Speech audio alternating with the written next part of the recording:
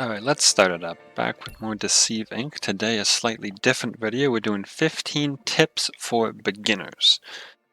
So I'm going to do this all in one long continuous take and I'm going to cut it up in post, so we'll see how that goes. So first thing, tip 0 technically, how to get into training mode. If you click here, the matchmaking type, there's a training. We're going to be doing some time in that, so let's head right in there. So training mode's great. It's like the lobby if you've never been in here before, except you're the only one in here. Everything's pretty much the same except for the addition of this thing, which we'll show in 1 second. But we're going to head right over to here for tip number 1. Set and adjust your sensitivity. You can jump through these by jumping and crouching, so you can crouch jump through there. It really helps for this. I'm going to run down to this dummy, but you can do it on any dummy. So tip number 1, adjusting your sensitivity. This game actually has sensitivity sliders. If you're using mouse and keyboard, controller, but they do have vertical and horizontal, and they are separate. I'm going to mostly talk about horizontal.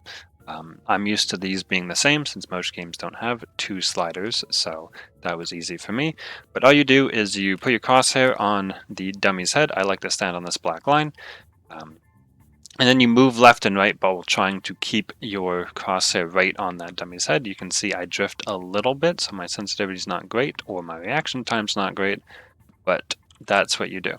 So that's what you're going for, is that cursor not to move. I'll show you what it looks like. If I knock this up to real high, like 1, you can see I drift kind of behind the opposite direction I'm moving. I can't keep it where it's supposed to be. And if I go the other way, I go too low, like a 23 there. I end up way ahead, like the same direction I'm moving. So that's what you're looking for. If you, if your cursor is to the same side you're moving, then you need to up it. If it's on the opposite side, then you need to lower it. So my number is about 54 here, I found. That keeps it right about on its head. Again, you can see me sort of correcting, but it's not drifting one way or the other too much. It does drift a little bit the same way I'm moving, so I probably could go a little higher. Now we're going to run over to the training area on the right for tip number 2. Tip number 2 is about the background music in this game, but we're going to pause for a sec and talk about this little bounce mat thing. If you hold E on this, you got a guy to shoot. So if we shoot this guy, okay, miscounted my shots there, he drops a key card. And this tip is all about this key card. You can hear it. It makes a little whistling noise. You can also hear the background music. And as I get further away, that little whistling noise gets quieter and the background music gets louder. So this is a really simple tip. Lose the background music. There's a music slider right here. Just turn that down to 0. You can hear these from further away. As I get further away, I can still hear it. YouTube does quiet videos a little bit, so you may not be able to hear it at this point, but I still can. And again, that's just in the audio tab, the music volume. I do keep that up while I'm playing. You'll notice in my videos, but that's for video purposes, in that I don't like it to be silent at some points if there's no key code. But when I'm trying to min-max my gameplay, I do turn that off. Alright, now I want to hop over to the tutorial because it has a really nice feature. So hopefully I remember to speed up the beginning of this because it is kind of boring to watch. So we'll probably cut and we'll come back when this little cutscene here is over. Alright, we're back. I had to progress the tutorial just a little bit past some cutscenes and I was talking to get to this room. This room I kind of wish they would add to the training center because it is a camera as about what you look like right now, which I think is really important to sort of understand what your hollow cover looks like. And these next few tips are all going to be about moving. So movement in this game is what will really set you apart from an expert player, beginner player, and how to detect enemies and spies. So tip number 1 I have is move using one button only. So usually that'll be W on my keyboard. I just move with one button and it stops me from doing anything that NPCs don't, which runs us right into tip number 2. Watch out for sidestepping. So if you do this, You can see the little wiggle. NPCs don't do that, so you shouldn't either. So that's just me trying to tap A and D to like reposition a little bit. NPCs never do that. They'll do little circles. So be real careful of that. So yeah, love this room. You can hold like 2 keys as long as you keep walking in one direction. But I like to mostly use 1.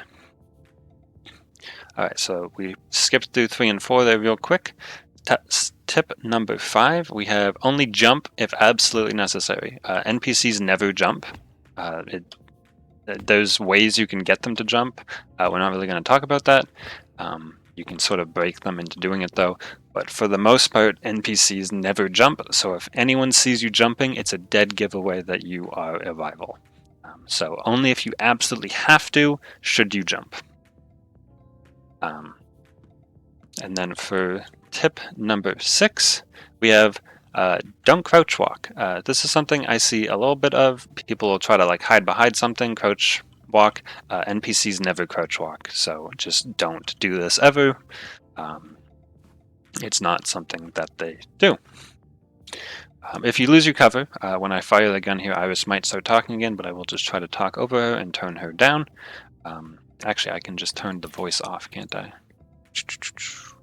Voice all the way down, just in case. So, when I fire the gun, you lose your cover.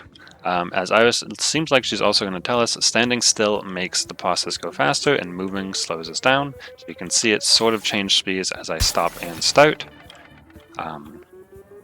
Another important thing to do is consider crouching. Guards and like other staff are the biggest hindrance in getting your cover back. If they see you, your cover will stop, but their sightlines are a little weird, so if you kind of crouch near something, it will go faster. So just in time, the screen is no longer active once you finish that part of the tutorial. Again, really annoying. I wish that was active all the time or available in the training room, but it's not. So we're moving right on to number 7, I believe. My tip 7 is don't pick up random stuff on the ground. This is, you can see in many of our videos, just a spy will walk by and grab a spy pack or a key card or something that's on the ground, and I will shoot them because only rivals can pick stuff up. So for the most part, unless you're really hurting for something, just leave it. Especially spy packs, they're just health and ammo, and you can get those in abundance in other places. If you see a good key code, you can definitely take that risk, but you should definitely, for the most part, be leaving things. We're going to leave the tutorial here. I don't need to finish that. Let's see. We're on number 9, I believe. I think my counting has been off, but we're moving right along. The title cards I'm going to inject will count it properly for me. So my tip for this is if you're a new player, play Chavez or play Squire. Let's set these all to 1-1-1 here. So Squire specifically has this expertise, detects valuable items in an AoE around him. This goes through walls. It makes it really easy to know if you want to enter green and blue rooms because you'll know if there's key codes, which are the most valuable things to pick up in those rooms. Top of that, his gun is fairly decent, and his passive gives him move speed when he gets damaged, which can let you kite or run away as needed. The weapon is a little on the weak side, but it is workable.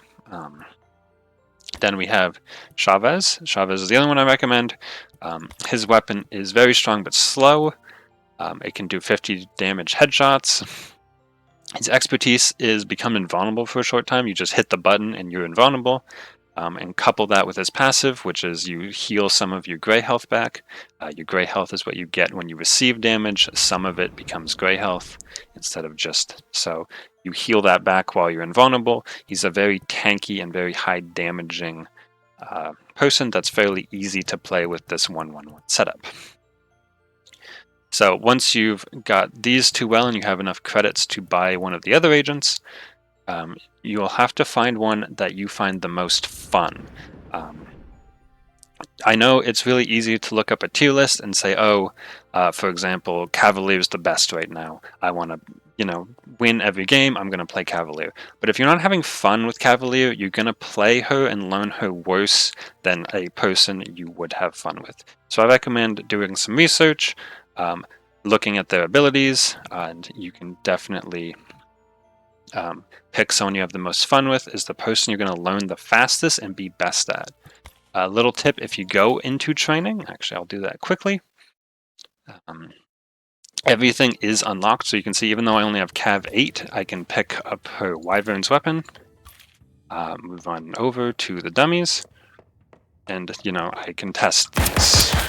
So you can just pick agents and try out their weapons and their expertise in training without needing to actually unlock the agent or their upgrades. So the other thing, next tip, is to upgrade or customize your field upgrades, sorry. So this is my main page I like to use. You're welcome to copy it. I do have a special one I run for Larson, and this one I run on Yumi sometimes, although mostly I just stick with the main one and not think about it too much. You should definitely consider other things. This works for me, it may not work for you, but definitely customize it to the way you're liking.